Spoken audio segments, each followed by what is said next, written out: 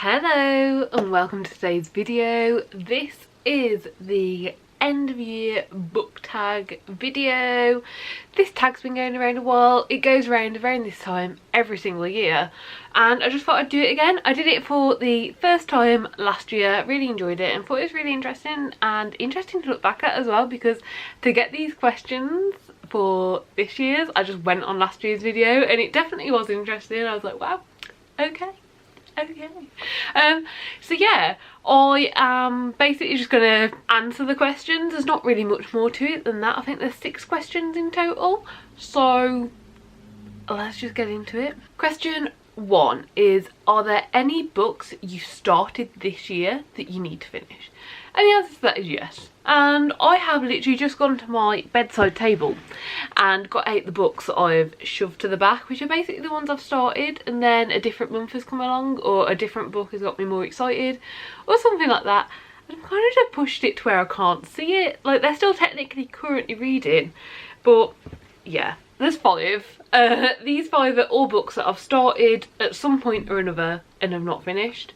So yeah, I will very quickly talk about them. 1000 Paper Cranes. This is a non-fiction story about the Children's Peace statue, and like basically based 10 years after the atomic bomb was dropped on Hiroshima and people dying due to, you know, diseases and stuff. I started this. I think it's going to be really interesting. I just haven't found the time to read it. I think it's going to be quite an emotionally impactful one and a book that you really need to sit down with and have that mental space and energy. So although I have started it and like I think I've got 10 pages in, yeah, I don't even think I've got more than 10 pages in. It's one that I really want to continue. I want to pick up. I just need that time where I'm both like available and have like the time to read it, but also like that mental availability to like process what's going on and deal with it. So yeah. Then we have Last Breath. This is book 11 in the Morganville Vampire series. At the start of the year I was doing really good at like just getting through this series. I read a lot of them honestly, and then I've just been stuck on number 11 for ages. No other reason than I've just started prioritising other things and reading other things which I've been enjoying. I really want to read this one. I really want to get to it. I just haven't been prioritising it. Book 1 of Morganville Vampires, we follow Claire Danvers, who moves to Morganville to go to university. Basically gets bullied out of her dorms and moves into a house where she meets Eve, Shane and Michael, and soon discovers that in Morganville vampires are real and vampires rule the town. That's the basic premise. It moves on so much more, but I really enjoy the series. Then we have The Subtle Knife. This one I will finish very soon. I started it last month I believe. Basically my audiobook ran out at the library, so I'm just waiting for it to come back in and then I will get this one finished. I am currently 100 pages in and it's just over 300 pages, so I'm about a third of the way. So yeah, I will get this one finished soon. The Subtle Knife is the second book in his Dark Materials series. Book 1 being The Northern Lights, which had the movie adaptation that turned it into The Golden Compass.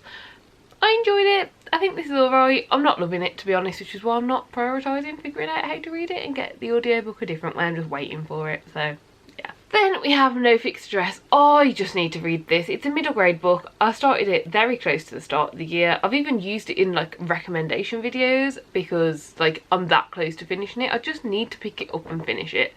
Will I? Yeah, at some point. I just haven't prioritised it. I don't really know why. It seems like good. It seems like I'm going to enjoy it. Where I'm at, I reckon it could be like a 4-star book potentially. I just need to make the time, honestly. That's that. And then the reason I haven't finished reading this one is, well, it's Elantris. It's a big chunky one.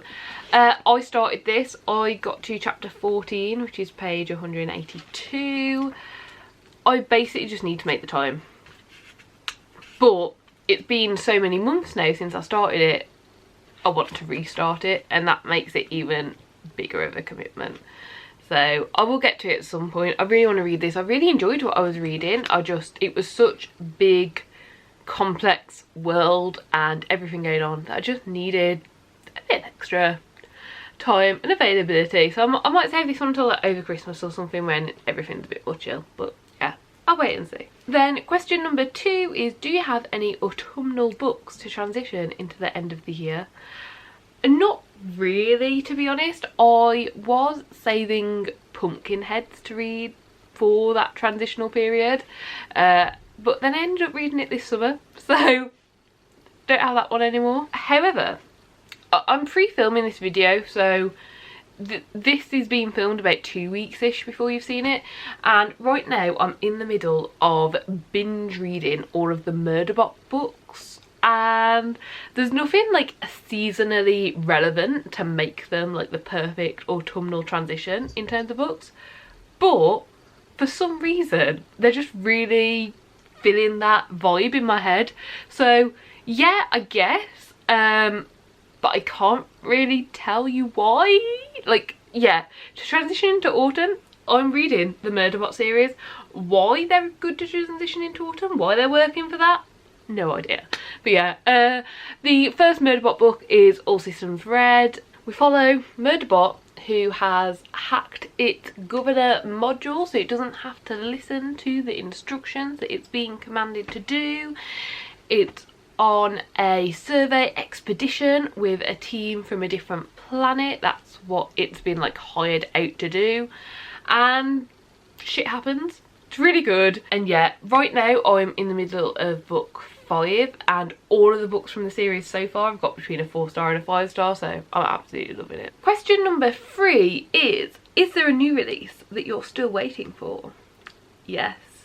So I really can't wait for Foul Lady Fortune to come out. I am really excited to get it. However, I did get the arc through NetGalley and I have already read it, so I don't know if it can really count. Like, I want it physically to reread it and like annotate it because I really enjoyed it, but I don't think it can actually count, to be honest. So what I want to go for is a book that I'm so hyped about. Like, I really want to read it, and that book is Sea Sparrow. So Sea Sparrow is the 5th book in the Graceling Realm series, and it comes out on October 27th. However, the reason I'm trying to not get too excited, to hold myself back and not think of it as like my most anticipated release, is because I own the entire series in paperback. And for, even though like when Winterkeep came out, the last book in the series, it came out in paperback straight away, when I've been looking into trying to get Sea Sparrow, currently can only find ways to pre-order the hardback. Can't see a release date for the paperback or anything like that. So I'm so excited for it. I really want to continue the story. I want to continue it from like this different person's perspective. I want it to carry on and learn more and be absorbed into this world again. But I want to get it in paperback, and there is a small chance. I'm really hoping they're not going to do it, but UK publishing seems to be continuing with this trend of releasing the hardback considerably before the paperback. And if there is a chance that I'm not going to be able to buy it for a while, I don't want to be too hyped up because I really want to read it. So yeah, Graceling is the first book in the Graceling Realm series.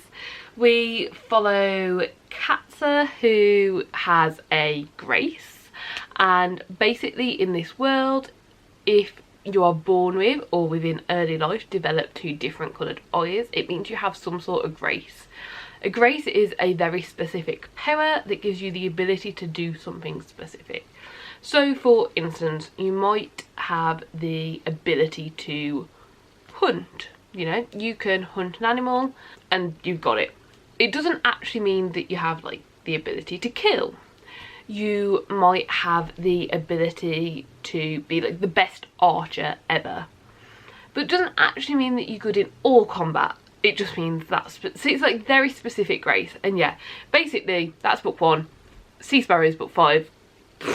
So much has happened, so much is going on, and yeah, this world, how it works as well, is like not all of the books are in a chronological order. For instance, book 2 is set considerably before book 1, and yeah, love it. They better release the paperback. Question number 4 is, what 3 books do you want to read before the end of the year? So by the time you're seeing this, I will like physically have in my hand my copy of The Bullet That Missed. That is the 3rd book in the Thursday Murder Club series.